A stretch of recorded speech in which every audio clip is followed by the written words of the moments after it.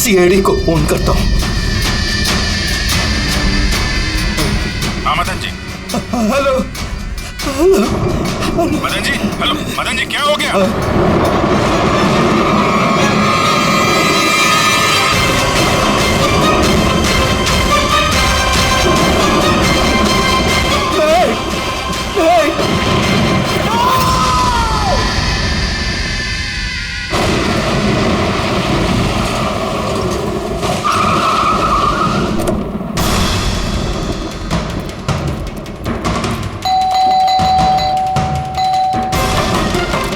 मदन जी,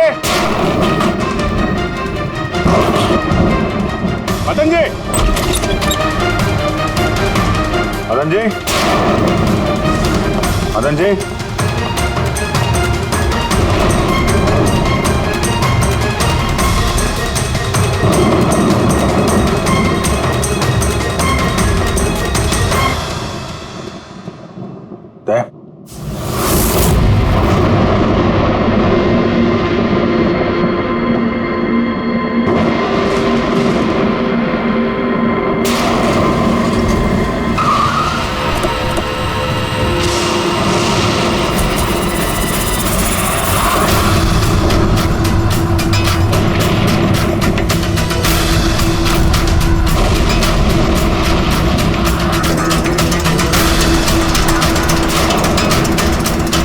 मदन जी, कौन है? कौन है? कौन है?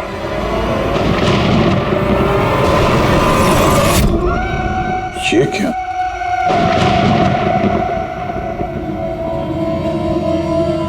पुतला?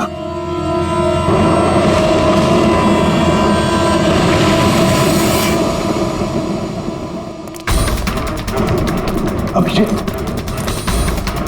सर, आने में देर हो गई।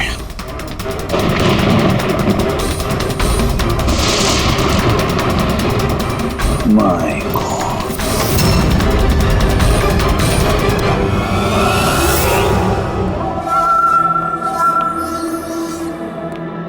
ये लीजिए।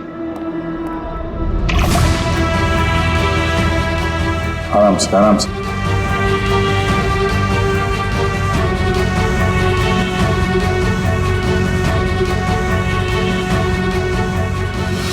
मदन जी, आप ठीक तो है ना?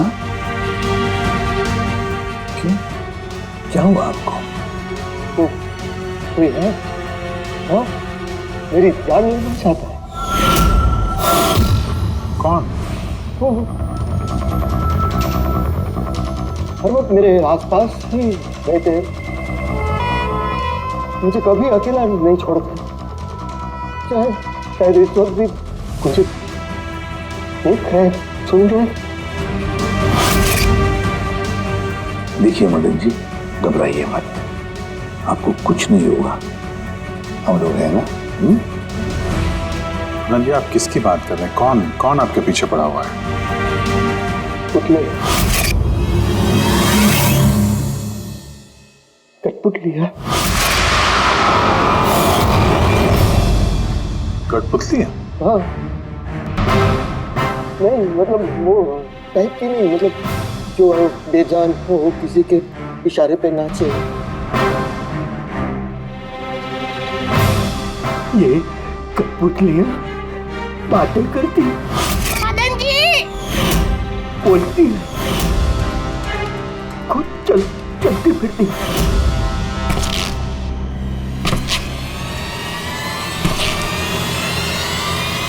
मदन जी, ओ मदन जी।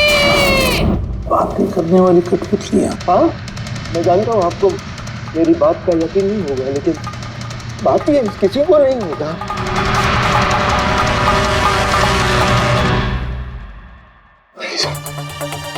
आपने ऐसी कठपुतलियों के बारे में सुना है? नहीं। जानते हैं कुछ दिन पहले मेरे साथ क्या हुआ था? उस दिन मेरा बर्थडे था। घर की बेल बजी, मुझे लगा मेरे दोस्त मुझे मिलने आए हैं।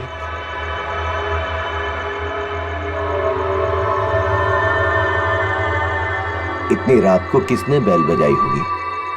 कमाल है। मदन जी,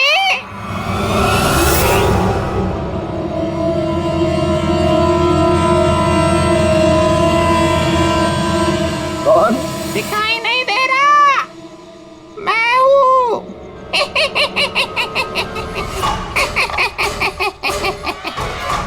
मैं ही हूँ। इतना हैरान होने की जरूरत नहीं। पता है यहाँ मैं क्यों आया हूँ? क्यों? तुम्हारी जान लेने। क्या? हाँ, तुझे जान से मारने। रवि, कविता, जल्दी यहाँ आओ। क्या हुआ भाई साहब? ये पुतला, ये इसने मुझे कहा कि ये मेरी जान ले लेगा। क्या? हाँ भाई साहब, ये बेजान पुतला है। हाँ, वही तो ये आपकी जान कैसे लेगा? भाई साहब, आप हमारे साथ मजाक कर रहे हैं क्या? हाँ, नहीं, कैसी बात कर रहे हो तुम रवि? है मैं ऐसा बेहुदा मजाक क्यों करूंगा तुम लोग, और वो भी आज के दिन? अरे मैंने खुद सुना, इसने मुझे कहा कि वो जान ले लेगा। एक मिनट, मैं देखता हूँ। संभाल ला रवि। ये शांत।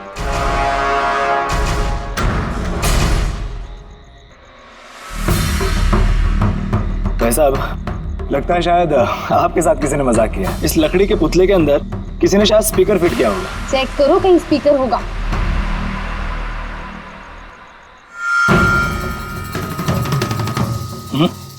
नहीं, इसमें तो कुछ भी नहीं है।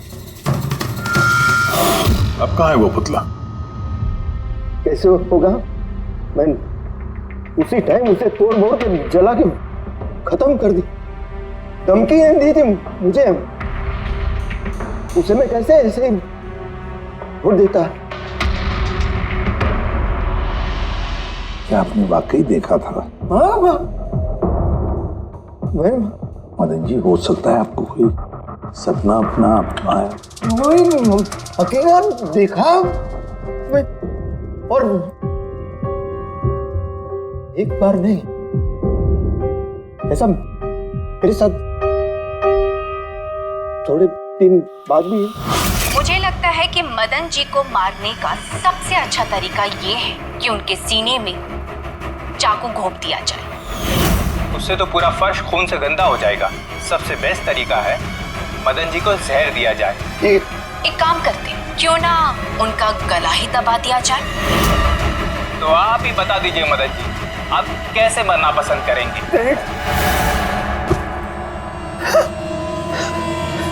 मदन जी,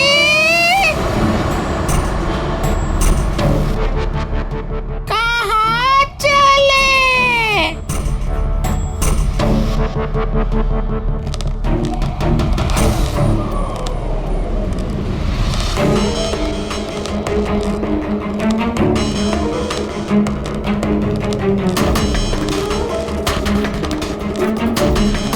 तो बताओ मदन जी,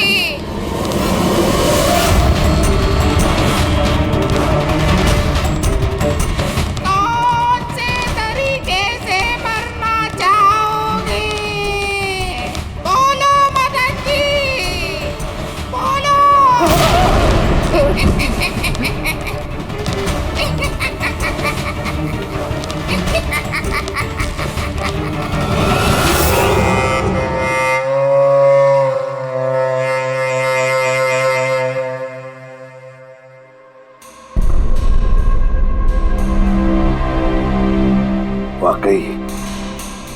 मदन जी की जान को वाकई खतरा था। सही कह रहे थे, कोई वहम नहीं था। सर मतलब ये मदन जी का खून इस कठपुतली ने किया? क्या बकवास कर रहे हो यार, कठपुतली खून थोड़ी ना कर सकती है। तो फिर खून किसने किया होगा? उसी ने फ्रेडी, उसी ने जो कठपुतली का खेल खेलना जानता है। तो जब हम लोग यहाँ पर आए तब कठपुतली के हाथ में ये चाकू था। सारे सबूत तो इसी की तरफ इशारा कर रहे हैं। तो खून इसी ने किया है। भैया भैया प्लीज प्लीज, ये भैया को। सर इस पुतले ने खुद नहीं किया। एक मिनट, आप लोग कौन हैं? सर मैं कविता हूँ, इनकी पत्नी, और ये मदन भैया है, इनके बड़े भाई, ये रवि हैं। तो आप लोग अब तक क्या कर रहे थे? कहाँ थे आप? सर आज हमारी मैरिज एनिवर्सरी है, इसलिए हम बाहर डिनर के लिए गए थे। हमने मदन भैया को भी कहा था साथ में आने के लिए, लेकिन उन्होंने मना कर दिया। और ये सब आप कह रही थी कि मदन जी का खून इस पुतले ने नहीं किया? हाँ सर, इस पुतले ने खून नहीं किया। आप जानती है खूनी को? मुझे पूरा यकीन है इनका खून शार्दुल ने किया है। वो इनसे बदला लेना चाहता था। ये शार्दुल है कौन? किस बात का बदला लेना चाहता था? शार्दुल एक पेंटाकोलिस्ट और वॉइस ओवर आर्टिस्ट था। मदन भैया और रवि के बड़े भैया अंकुश भैया के बचपन का दोस्त। अंकुश भैया को शार्दुल से बचपन से ही बहुत लगाव था। जब उन्होंने देखा कि शार्दुल जिंदगी में कितनी ठोकरें खा रहा है, तो 5 साल पहले उन्होंने अपना घर शार्दुल को दे दिया ताकि वो वहां से अपना थिएटर ग्रुप चला सके। हालांकि वो लोग कभी अंकुश भैया को किराए के पैसे नहीं दे पाए, मगर अंकुश भैया को इस बात से कभी कोई तकलीफ नहीं हुई, क्योंकि वो जानते थे कि इस कला में इतने पैसे नहीं हैं। शार्दुल और उनके स्टूडेंट्स अंकुश भैया के घर से ही अपनी पेंटाकोलिस की प्रैक्टिस किया करते थे। कठपुतलियों से बातें करवाने की इस कला का घंटों बैठकर रियाज किया करते थे। तो एक चीज तुम लोग अच्छे से समझ जाओ, वेंट्रिलोक्विज्म की कला आसान नहीं है, लेकिन ये इतना भी मुश्किल नहीं है। इस कला को करने की तकनीक इसके नाम में छिपी है। वेंट्रिलोक्विज्म एक लैटिन शब्द है जिसमें वेंटर का मतलब पेट और लोक्वी मतलब बोलना, और वेंट्रिलोक्विज्म मतलब पेट से बोलना। जैसे हेलो गौरव, कैसे हो तुम? फिर एक दिन अंकुश भैया गुजर गए और सब कुछ बदल गया।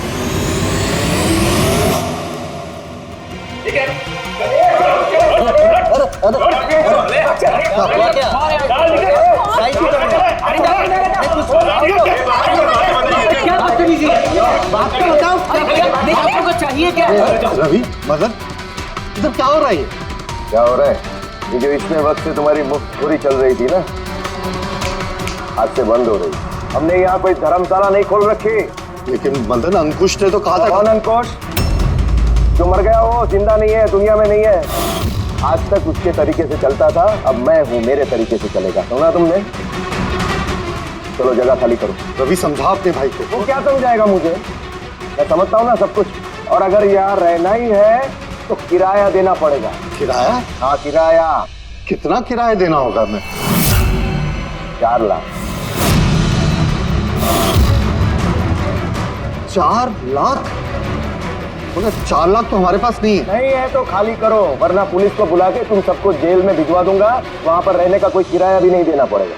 मदन, हमें कुछ मोहलत दो, हम इतनी जल्दी कहाँ जाएंगे? मोहलत कुछ नहीं मिलेगी। बहुत सुन लिया मैंने, बहुत देख लिया तुम लोग का तमाशा। निकलो निकलो यहाँ से।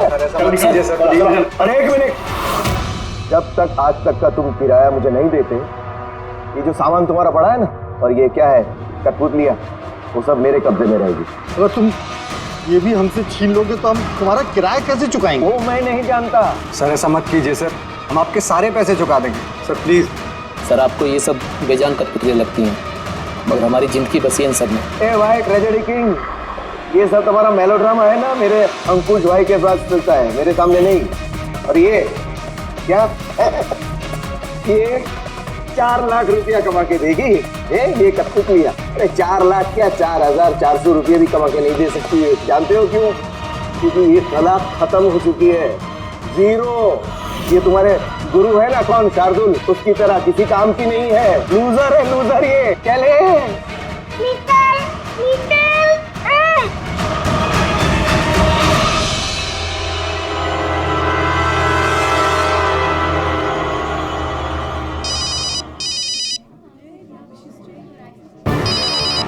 ये भी ना। कौन है भैया? और कौन, शार्दुल। बार बार मुझे इस तरह फोन करके धमकियां देता है। मैं देखता हूँ। मैं आ रहा हूँ तुझे मारने। अब तेरी जिंदगी कुछ ही दिन की मेहमान है। हेलो भैया, मेरे ख्याल से हमें पुलिस के पास जाना चाहिए। पुलिस डिपार्टमेंट में मैं किसी को जानता हूँ, शायद वो हमारी मदद करे।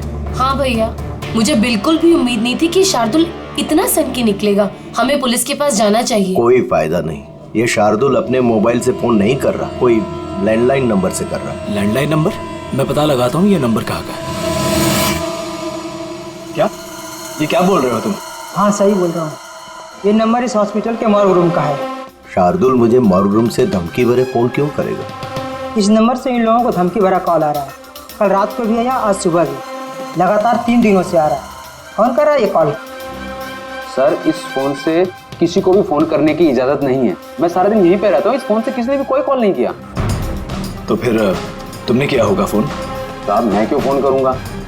मैं तो आप लोगों को जानता भी नहीं हूँ। हाँ, तो हो सकता है तुमने शार्दुल के कहने पे किया हो। क्या नाम दिया आपने? शार्दुल। शार्दुल? ये है शार्दुल, जानते हो इसे? ये आप लोगों को कैसे कॉल कर सकता है? क्यों नहीं कर सकता कॉल?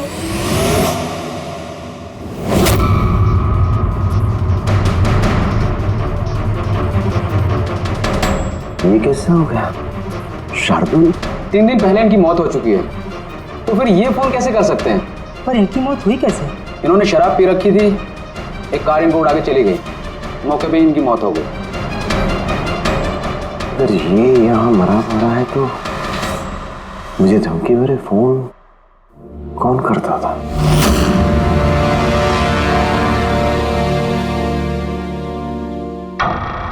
सर, पुलिस रिकॉर्ड के मुताबिक तो ये सारे कॉल्स मौके लैंडलाइन से आए थे। ये मौका फोन लाइन तो कोई इस्तेमाल कर ही नहीं रहा था, ये सब कैसे? पूर्वी, अच्छी तरह से चेक करो, देखो चक्कर क्या है, मामला गड़बड़ है। सर, हाँ, इन्हें कुछ पता नहीं चलेगा। आप ऐसा क्यों कह रही हैं? क्योंकि सीआईडी जिंदा इंसानों को पकड़ सकती है, आत्माओं को नहीं। और मैं जानती हूँ ये सब शार्दुल की आत्मा ने किया है। देखिए, आत्मा जैसी कोई चीज नहीं होती है। पढ़ी लिखी होने के बाद भी आप ऐसी बातें कर रही हैं। आप भी तो पढ़े लिखे, आप ही बताइए ना, एक लाश मॉर्ग से फोन कैसे कर सकती है? कैसे मदन भैया से वो कठपुतलियां बात कर सकती है? सर, आपको ये सब नॉर्मल लग रहा है? आप लोगों ने भी ऐसा कुछ अनुभव किया जैसे मदन जी ने किया था? जी सर। नहीं, हट जाओ, आज मैं तुम्हें छोड़ूंगा नहीं। बहुत परेशान किया है तुम लोगों ने मुझे, मार डालूंगा मैं, आज तुमको छोड़ूगा नहीं। भैया, हट जाओ।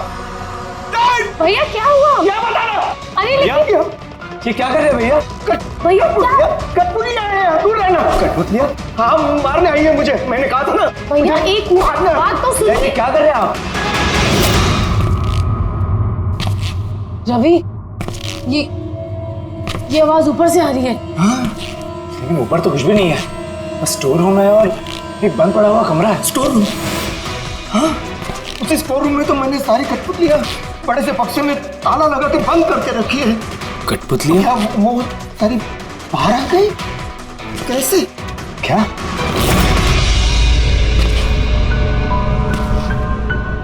भैया, आप डरिए मत, आइए ऊपर चलिए। रवि, लेकिन चलिए आराम से, संभल के।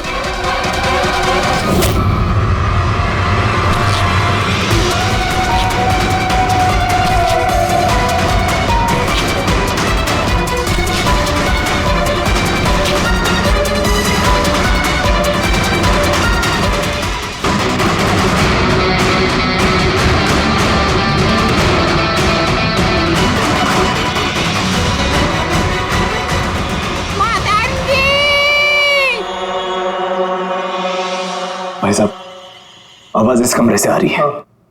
आइए।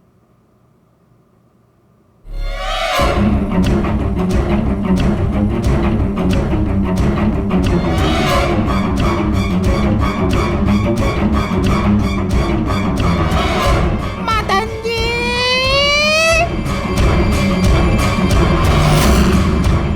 मदन जी, कैसा लगा मुझे मिलके? सोचा मारने से पहले मिल तो लूं। मैंने कहा था बातें करते हैं। सर, मदन भाई साहब ने सभी कठपुतलियों को बक्से में बंद करके रखा था, लेकिन पता नहीं ये कठपुतलियां कहां से बाहर आ रही हैं। हमें वो बक्सा भी देखना है और वो कमरा भी जहाँ पर लोगों ने वो कठपुतली देखी थी। कहाँ है? सर, दोनों कमरे ऊपर ही है सर। चलिए दिखाइए। आइए सर।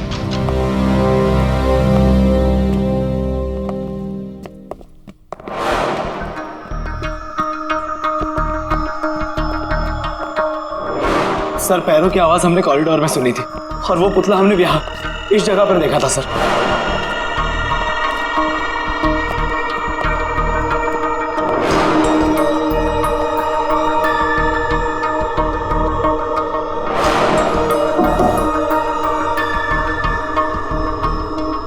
ये कमरा एकदम खाली क्यों है?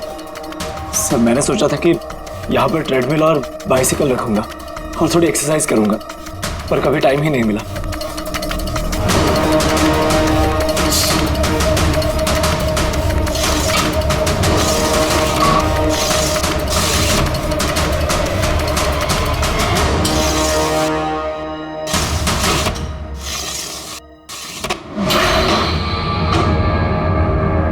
सर, ये तो बंद ही नहीं हो रहा।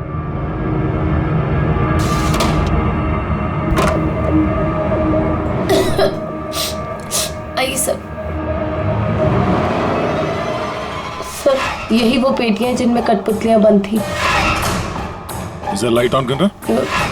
जी।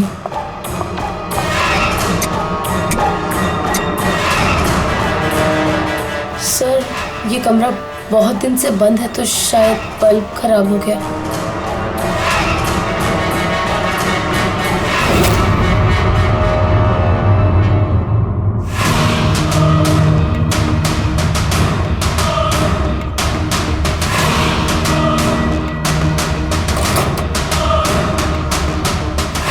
सर, सारे पेटियों पे ताला लगा है।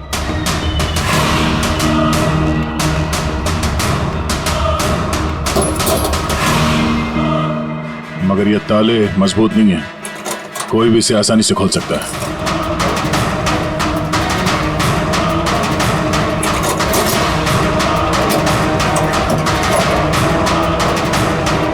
इतने सारे पुतले,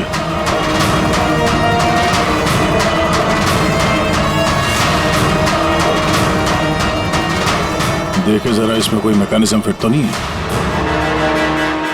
सर, मैं आपसे बोल तो रही हूँ, ये बात नहीं करते हैं। जरूर इसमें शार्दुल की आत्मा आकर बात करती है। अंदर कोई मैकेनिज्म या कोई स्पीकर तो है नहीं जिससे आवाज आ सके। सर, वाकई में ये सच बोल रही है। ना तो कोई मैकेनिज्म है और ना ही कोई स्पीकर, तो फिर ये कठपुतलियां बोल कैसे सकती है?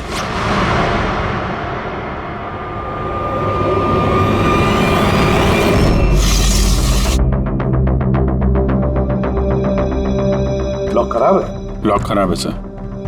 यहाँ से तो कोई भी आसानी से अंदर आ सकता है। सीढ़ी वीढ़ी लगाए या बाइक वाइक लगाए तो भी आसानी से ऊपर आ सकता है।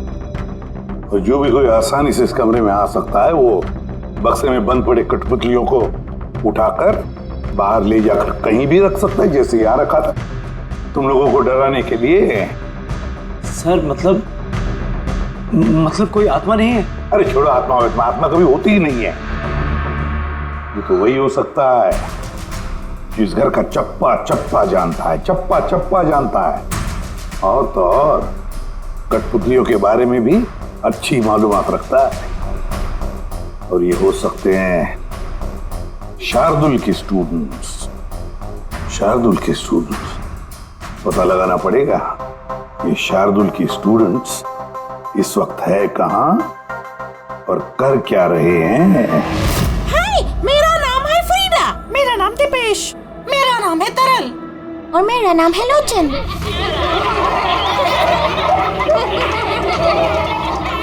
आज मैं आप सबको एक बहुत ही अच्छी कहानी सुनाने वाली हूँ। नहीं, हमेशा तुम ही क्यों सुनाओगी कहानी? अरे, तो इसमें अर्जी क्या है? हाँ, फ्रीडा, तुम्हें हमेशा सबसे अच्छा रोल चाहिए होता है। हाँ दीपेश, तुमने बिल्कुल सही कहा। मेहनत हम करते हैं और फेमस तुम होती हो। तुम्हारी कठपुतली का भी यही कहना है। सर, समझ में नहीं आ रहा सर, ये कठपुतली बात कैसे कर रही है? अरे पंकज, एक कला है आवाज बदलने की कला। इसे कहते हैं वेंट्रिकुलिज्म। बिल्कुल, बात तो यही लोग कर रहे हैं, लेकिन लगता है कि ये आवाज कठपुतली के मुंह से निकल रही है। मगर सर, ये लोग कहाँ बात कर रहे हैं? देखिए ना, इनके तो मुंह भी नहीं चल रहे। देखो, मैं कह रहा हूँ मैं सबसे बेस्ट हूँ। यही तो कला है पंकज, बिना मुंह खोले इतनी साफ आवाज में बात करना। आवाज यहाँ पेट से निकलती है। वो आत्मा भी इसी कला की पैदाइश थी। उन पुतलों ने इसी कला के जरिए मदन जी से बात की थी, और वो न्यूज रीडर्स ने भी। मगर सर, ये लोग तो कठपुतलियों को ऐसे हाथ से हिला रहे हैं सर। हाँ, तो ऐसे तो होता है प्रत्येक शो में। मगर सर, मदन जी ने वो पुतला देखा था, उसे तो कोई हाथ से नहीं हिला रहा था, नहीं कोई बात कर रहा था ऐसे। शायद कोई मैकेनिज्म फिट किया होगा उन पुतलों में, जो किसी रिमोट कंट्रोल से ऑपरेट होता होगा। सर, मगर रवि ने बोला था कि उसके अंदर कुछ भी नहीं था, कुछ भी नहीं था। साउंड मैकेनिज्म नहीं मिला था, लेकिन उसके सर के अंदर कोई मैकेनिज्म था जिसकी वजह से उसका सर और मुंह हिल रहा था, जो शायद रवि को दिखा नहीं। इसी कठपुतलियां बनाना शार्दुल या उसके किसी स्टूडेंट का ही काम हो सकता है, जो मदन जी के घर का चप्पा चप्पा अच्छी तरह से जानता है। इन्हें पता होगा उस लड़की के बारे में जिसका लाश टूटा हुआ था। घर में घुस के जगह जगह कठपुतलियां लगाना और उनसे बातें करवाना तो इनके बायत का खेल है। मगर सर, मॉर्ग से इन लोगों ने कॉल कैसे किया? सर। हाँ। सर पता चल गया कि मॉर्ग रूम वाले फोन कैसे आ रहे हैं। कैसे? सर, इसके लिए स्पूफिंग सॉफ्टवेयर का इस्तेमाल किया गया। Spoofing software? ये क्या होता है? सर, अभी बताती हूँ।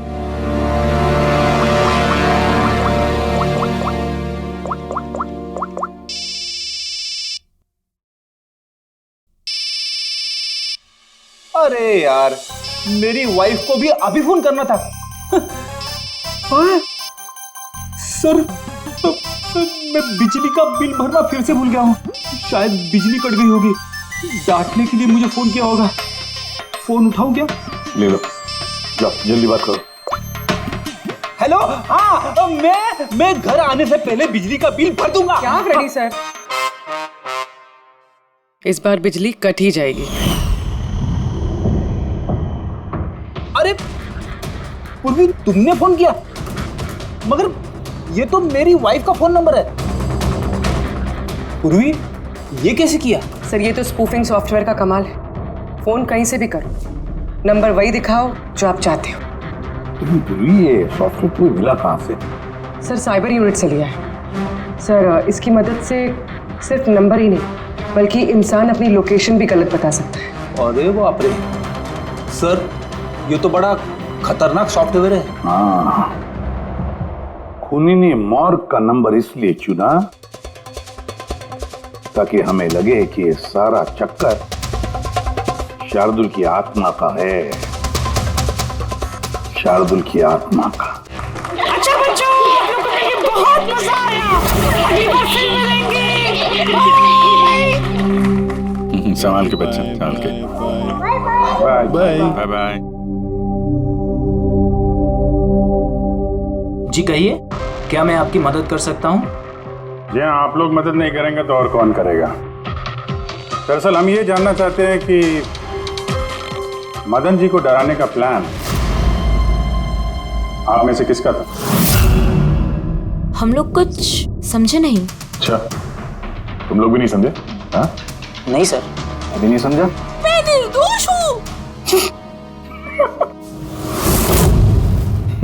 बहुत हंसी आ रही है। हाँ, एक आदमी की जान चली गई, तुम सबको बहुत हंसी आ रही है। जान? किसकी जान? मदन जी की। खून हुआ है उनका सीआईडी से हम लोग। सीआईडी? जी हाँ, सीआईडी। और हमारे शक के दायरे में हो तुम सब।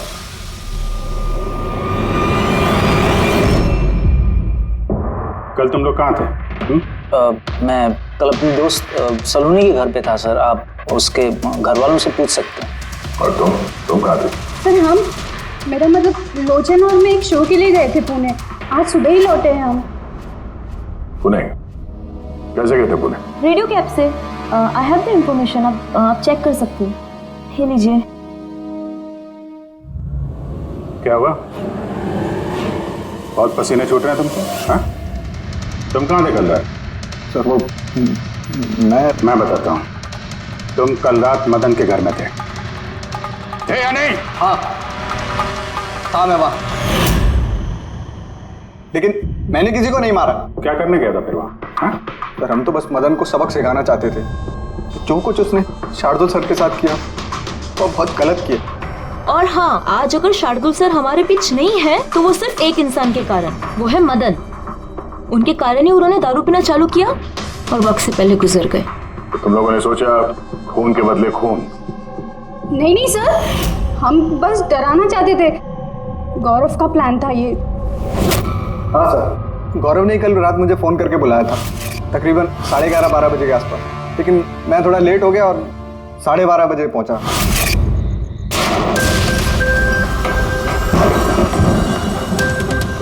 आज तो वैसे ही बहुत लेट हो गया, मार ही डालेगा गौरव मुझे। चला गया शायद अंदर, अब इससे इशारा कैसे करूं?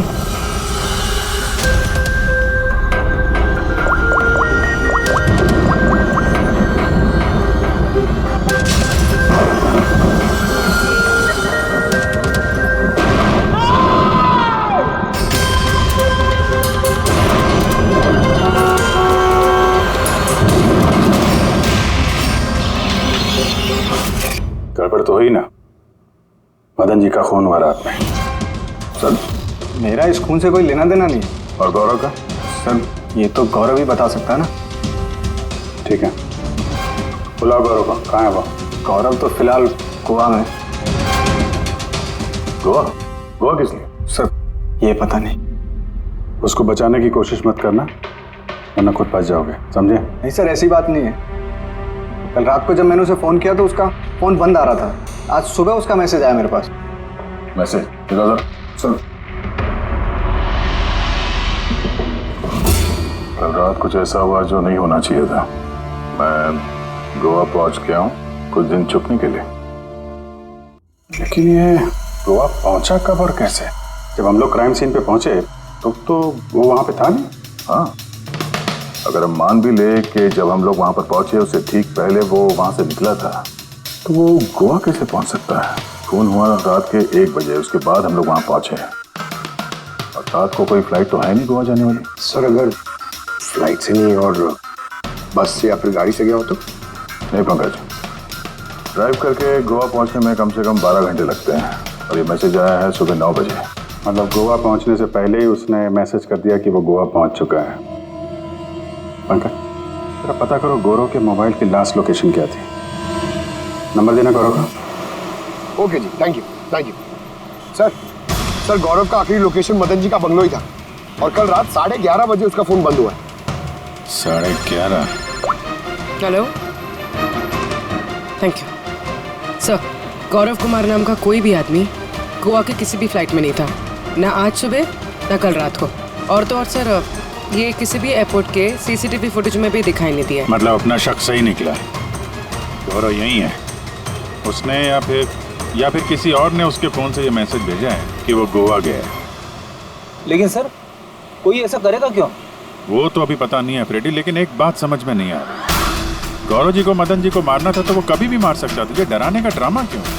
ये चारों लोग मिलकर ये जो कठपुतली का गेम खेल रहे थे, और तो और जब उसने मदन जी को मारा तो इसके बारे में अपने दोस्तों को बताया भी नहीं। यहाँ पे कुछ पेच है। इसका एक ही मतलब है बॉस, या तो गौरव को हड़बड़ी में मदन जी को मारना पड़ा जब वो पकड़ा गया, या फिर खूनी गौरव नहीं, कोई और ही है। सर अगर खूनी कोई और है तो फिर ये गौरव कहाँ है? हो सकता है खूनी ने गौरव को मार के उसे गायब कर दिया और हमारे सामने ऐसे सबूत डाल दिए जिससे हमें ये लगे कि वो हमसे छुप रहा है, गोवा में है। ये लॉक टूटा हुआ है। इसी खिड़की से गौरव और उसके साथी अंदर आते थे मदन जी को डराने के लिए। अगर ये गौरव कल रात यहाँ पे आया था और उसके बाद से गायब है तो हो सकता है उसके साथ जो कुछ भी हुआ यही हुआ। अगर यहाँ उसके साथ कुछ हुआ है तो कुछ ना कुछ ट्रेसेस तो मिलने चाहिए। लुमिनल टेस्ट करके देखते हैं। पूर्वी सर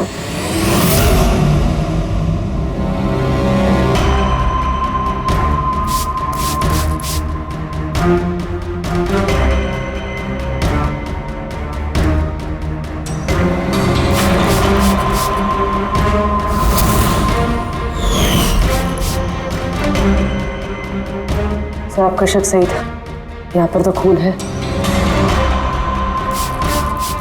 तो इस दरवाजे से जैसे ही बाहर निकला होगा किसी ने हमला किया उसमें।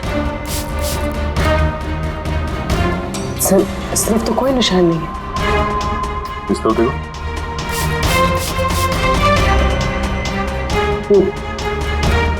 आगे देखो।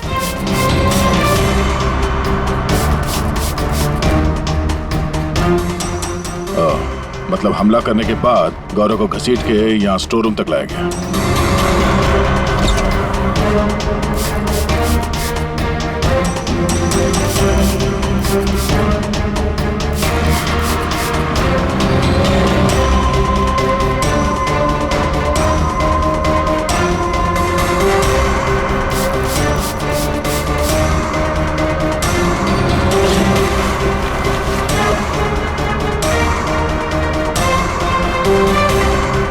सर खून की बूंदें तो यहाँ तक है, मतलब गौरव को यहीं पर। और हम लोग यहाँ पर आए और हमें पता भी नहीं चला और अब यहाँ से गायब। लगता है अब बॉडी को ठिकाने लगा रहे होंगे इस घर के लोग।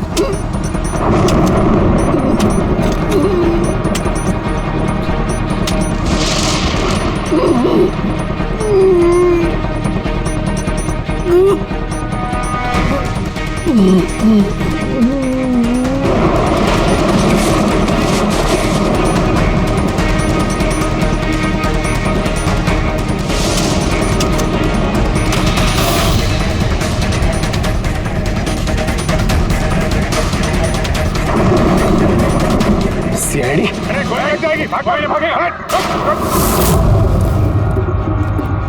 चलो पीछे।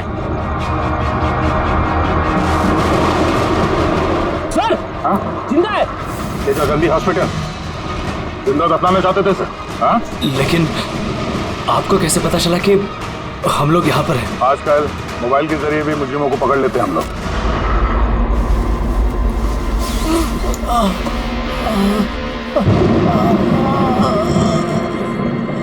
चल लेके जाओ जल्दी। आजा।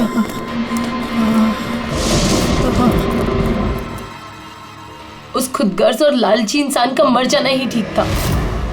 अंकुश भैया की मौत के बाद मदन भैया अकेले ही सारी प्रॉपर्टी हड़प जाना चाहते थे। हमें क्या मिलता? ठेंगा। हमने ये प्लान तब बनाया जब घर में वो कठपुतलियों वाले हादसे होना शुरू हुए। हम जानते थे सर कि कोई आत्मा का चक्कर नहीं है, इसीलिए हम एक रात जागे ताकि इस कठपुतली के राज से पर्दाफाश कर सके। और फिर तुम लोगों ने गौरव को पकड़ लिया। हाँ।